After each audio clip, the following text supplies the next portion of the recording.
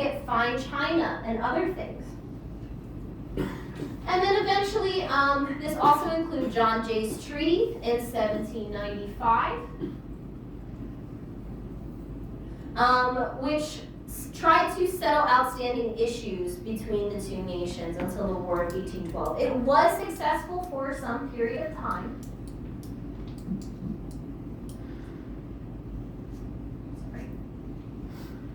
However, the U.S. still remained detached from European disputes. We were focused on building our own internal country.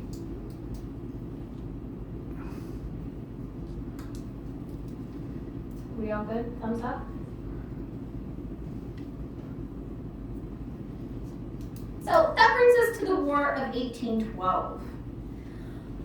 This war, Britain was already at war with France. There's a combination for different reasons. One, neutral trade. We bordered, before the Louisiana Purchase in 1803, we bordered that territory with France and the Native Americans. We engaged in trade. Part of Britain's negotiations with the United States is they wanted sole engagement with trade with us. However, as Spain, France, and the Netherlands supported us in the Revolutionary War, we still wanted to continue trading without them.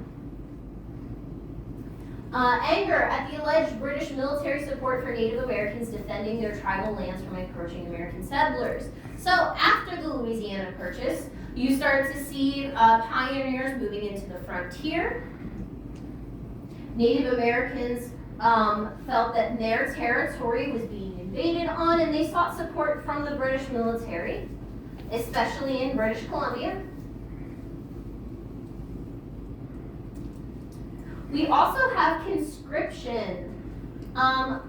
Thousands of American sailors at this time who were merchants, not necessarily involved in military naval engagements, were kidnapped and captured by the British and forced to serve on British naval ships. When these ships would dock, the American sailors captured were not able to leave the ships. Can we see why that might be a conflict of interest in domestic policy? Adam, if you were serving on a merchant ship, you're just trying to bring wood down to South Carolina from Pennsylvania, do you really want to get kidnapped and conscripted on a British war vessel? No. So this is American foreign policy in action, trying to protect its citizenry.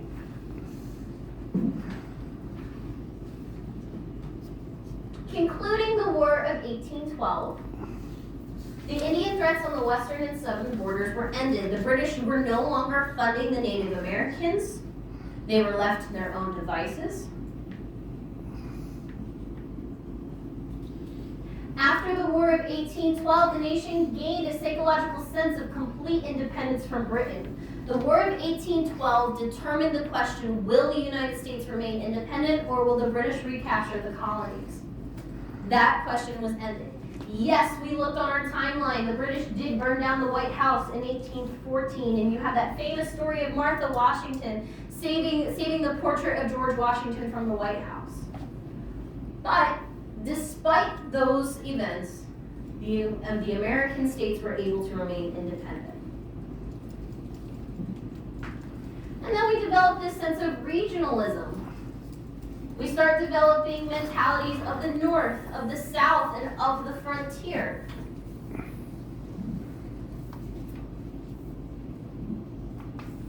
The sense of regionalism directly correlates and pulls into our ideas of manifest destiny.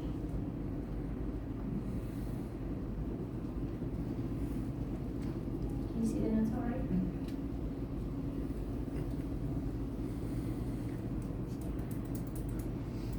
So, as we start to leave the period of independence, this is when manifest destiny starts to arrive. And we have a couple policies that really exhibit this. First, we have this economic sensation of being isolated or oscillating between pro-French and pro-British policies.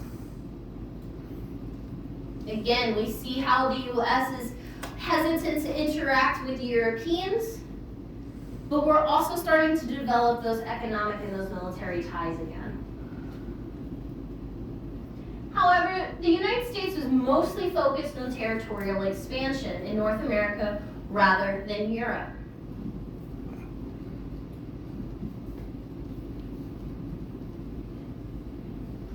The two big ideas. We've been talking and mentioning manifest destiny, which is that divine right theory of America owns the land from coast to coast, and we are a country that should go from the Atlantic Sea to the Pacific. But we also have the Monroe Doctrine.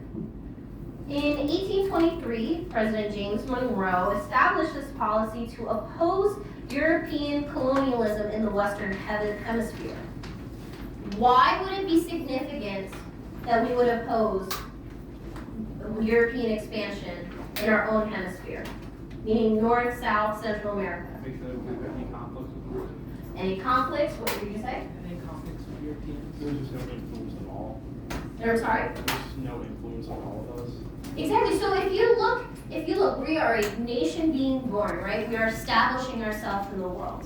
This is the start of America starting to develop its sphere of influence. Our land, our territory is in proximity of Cuba, Central America, the Caribbean, in South America. This is the start where we start putting our foot in the door and being like, this is our side of the world. Let us develop our policy. All right, guys. Thank you so much for participating today. I have a quick discussion question for you as an exit ticket. As we take a deeper dive into the Monroe Doctrine and the next theme of manifest destiny, how does this policy establish